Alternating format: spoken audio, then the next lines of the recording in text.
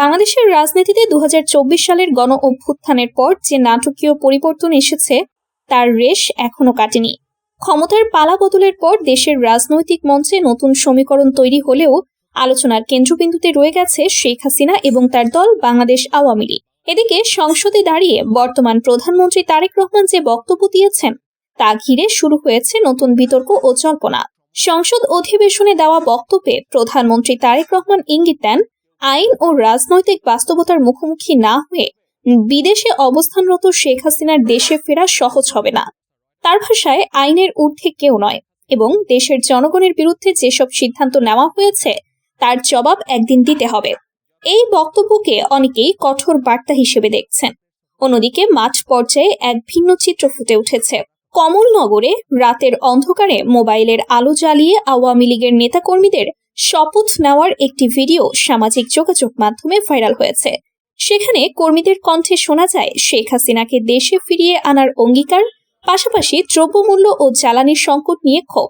ভিডিওটি প্রশাসনের নজরে এসেছে বলে জানিয়েছেন স্থানীয় থানার ভারপ্রাপ্ত কর্মকর্তা। তিনি বলেন, বিষয়টি যাচাই বাছাই করে আইনগত ব্যবস্থা নেওয়া হবে। তবে এই ঘটনাকে অনেক বিশ্লেষক দেখছেন নিষিদ্ধ অবস্থাতেও দলটির সাংগঠনিক পুনরুত্থানের ইঙ্গিত হিসেবে। ২০২৫ সালের মে মাসে সন্ত্রাস বিরোধী আইনের সংশোধনের মাধ্যমে আওয়ামী লীগের ওপর নিষেধাজ্ঞা জারি করে অন্তর্বর্তী সরকার। এরপর জাতীয় নির্বাচনে জয়লাভ করে বাংলাদেশ জাতীয়তাবাদী দল, কিন্তু নিষেধাজ্ঞা বহাল থাকে।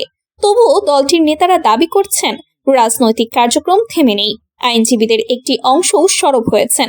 কক্সবাজারের কয়েকজন আইনজীবী জাতিসংঘে চিঠি পাঠিয়ে দাবি জানিয়েছেন, কোনো দলকে আত্মপক্ষ সমর্থনের সুযোগ না দিয়ে নিষিদ্ধ করা সাংবিধানিক অধিকারের পরিপন্থী।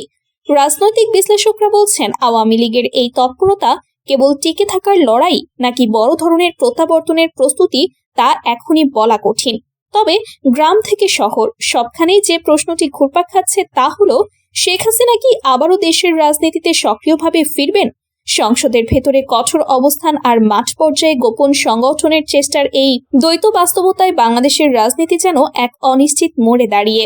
এখন দেখার বিষয়, রাতের আধারে নেওয়া শপথ কি দিনের আলোয় নতুন রাজনৈতিক বাস্তবতা তৈরি করতে পারে, নাকি তা থেকে যাবে নিছক প্রতীকী প্রতিবাদ হিসেবেই।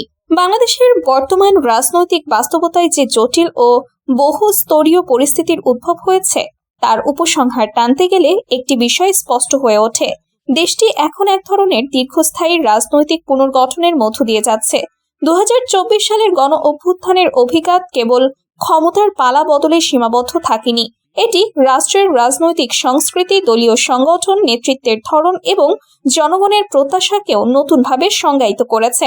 এই প্রেক্ষাপটে শেখ হাসিনা এবং বাংলাদেশ আওয়ামী লীগকে ঘিরে যে আলোচনা অব্যাহত রয়েছে তা নিছক অতীতের স্মৃতি নয়, বরং ভবিষ্যৎ রাজনীতির একটি সম্ভাব্য দিক নির্দেশনা। ক্ষমতার বাইরে থাকা সত্ত্বেও একটি রাজনৈতিক দলের তৃণমূল পর্যায়ে সক্রিয় থাকার চেষ্টা নতুন কিছু নয়। তবে বর্তমান পরিস্থিতিতে এটি আরও তাৎপর্যপূর্ণ, কারণ দলটির ওপর আনুষ্ঠানিক নিষেধাজ্ঞা থাকা সত্ত্বেও সংগঠিত হওয়ার যে প্রচেষ্টা দেখা যাচ্ছে তা একদিকে রাজনৈতিক অধিকার ও গণতান্ত্রিক চর্চার প্রশ্ন তুলছে, অন্যদিকে রাষ্ট্রীয় নিরাপত্তা ও আইন শৃঙ্খলার বিষয়টিকেও সামনে নিয়ে আসছে। সংসদে তারেক রহমানের দেওয়া বক্তব্য এই দ্বৈত বাস্তবতাকে আরও স্পষ্ট করেছে। তার অবস্থান ইঙ্গিত করে যে বর্তমান সরকার অতীতের রাজনৈতিক নেতৃত্বের প্রতি কোনো রকম নমনীয়তা দেখাতে প্রস্তুত নয়, বরং তারা একটি বার্তা দিতে চায়, আইনের শাসন প্রতিষ্ঠার ক্ষেত্রে আপোষের সুযোগ নেই। তবে প্রশ্ন থেকে যায়, এই কঠোর অবস্থান কতটা দীর্ঘস্থায়ী হবে এবং তা দেশের সামগ্রিক রাজনৈতিক স্থিতিশীলতায় কি প্রভাব ফেলবে। রাজনীতির ইতিহাস বলে, কোনো বড় ও পুরনো রাজনৈতিক দলকে দীর্ঘ সময় ধরে নিষ্ক্রিয় রাখা সহজ নয়, বিশেষ করে যখন সেই দলের সঙ্গে দেশের স্বাধীনতা, রাষ্ট্র গঠন বা দীর্ঘ রাজনৈতিক ঐতিহ্যের সম্পর্ক থাকে। আওয়ামী লীগের ক্ষেত্রেও সেই বাস্তবতা অস্বীকার করার সুযোগ নেই। ফলে দলটির ভেতরে ভেতরে সংগঠিত হওয়ার চেষ্টা একদিকে যেমন স্বাভাবিক, অন্যদিকে রাষ্ট্রের জন্য একটি নীতিগত চ্যালেঞ্জ। এখানে আরেকটি গুরুত্বপূর্ণ দিক হলো জনমতের পরিবর্তন। গণ অভ্যুত্থানের সময় যে জনস্রোত দেখা গিয়েছিল তা কি এখনো একইভাবে বিদ্যমান, নাকি সময়ের সঙ্গে সঙ্গে মানুষের অগ্রাধিকার বদলাচ্ছে? দ্রব্যমূল্য বৃদ্ধি, জ্বালানির সংকট, কর্মসংস্থান এসব ইস্যু এখন সাধারণ মানুষের দৈনন্দিন জীবনের সঙ্গে ওতপ্রোতভাবে জড়িত। ফলে রাজনৈতিক আনুগত্যের চেয়ে বাস্তব জীবনের সমস্যার সমাধানই অনেকের কাছে বেশি গুরুত্বপূর্ণ হয়ে উঠছে। কমলনগরের সেই শপথ গ্রহণের ভিডিওতে যেমন রাজনৈতিক স্লোগানের পাশাপাশি অর্থনৈতিক দাবিও উঠে এসেছে, তা এই পরিবর্তিত বাস্তবতারই প্রতিফলন। একই সঙ্গে আন্তর্জাতিক প্রেক্ষাপটও গুরুত্বপূর্ণ। মানবাধিকার, গণতন্ত্র ও রাজনৈতিক অংশগ্রহণের প্রশ্নে আন্তর্জাতিক সম্প্রদায়ের দৃষ্টি বাংলাদেশে নিবদ্ধ রয়েছে। আইনজীবীদের একটি অংশের পক্ষ থেকে আন্তর্জাতিক মহলে আবেদন জানানো এই বিষয়টি ইঙ্গিত দেয় যে অভ্যন্তরীণ রাজনীতি এখন আর পুরোপুরি দেশের ভেতর সীমাবদ্ধ নেই। বৈশ্বিক চাপ ও কূটনৈতিক সম্পর্কও ভবিষ্যতের সিদ্ধান্ত গ্রহণে ভূমিকা রাখতে পারে। তবে সবচেয়ে বড় প্রশ্নটি রয়ে গেছে নেতৃত্বকে ঘিরে। শেখ হাসিনা কি সত্যি দেশে ফিরে সক্রিয় রাজনীতিতে অংশ নেবেন? আর যদি নেন, তাহলে তা কিভাবে সম্ভব হবে? আইনি প্রক্রিয়ার মাধ্যমে নাকি রাজনৈতিক সমঝোতার ভিত্তিতে? একইভাবে বর্তমান নেতৃত্ব কতটা সময় ধরে তাদের অবস্থান ধরে রাখতে পারবে সেটিও একটি গুরুত্বপূর্ণ বিষয়। বাংলাদেশের রাজনীতি বরাবরই গতিশীল এবং কখনো কখনো অপ্রত্যাশিত মোড় নেয়। অতীতের অভিজ্ঞতা বলে যে কোনো কঠোর রাজনৈতিক বাস্তবতাও সময়ের সঙ্গে পরিবর্তিত হতে পারে।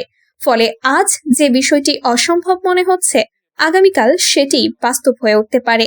এই মুহূর্তে দেশ যেন এক ধরনের অপেক্ষার মধ্যে আছে। একদিকে সরকারের কঠোর অবস্থান, অন্যদিকে বিরোধী শক্তির পুনর্গঠনের চেষ্টা। এই দুইয়ের সংঘাতে যে নতুন রাজনৈতিক সমীকরণ তৈরি হবে সেটি নির্ধারণ করবে বাংলাদেশের আগামী দিনের পথ চলা। সবশেষে বলা যায়, লক্ষ্মীপুরের সেই টর্চ লাইটের আলোয় নেওয়া শপথ কেবল একটি বিচ্ছিন্ন ঘটনা নয়, এটি একটি বৃহত্তর রাজনৈতিক বাস্তবতার প্রতীক। এটি দেখায় যে রাজনীতি কখনো পুরোপুরি নিভে যায় না, তা কখনো অন্ধকারে, কখনো আলোয় নিজের অস্তিত্ব জানান দেয়। এখন সময় বলে দেবে এই আলো কি ধীরে ধীরে বিস্তৃত হয়ে জাতীয় রাজনীতির কেন্দ্রবিন্দুতে পৌঁছাবে, নাকি তা নিভে যাবে পরিবর্তিত বাস্তবতার চাপে।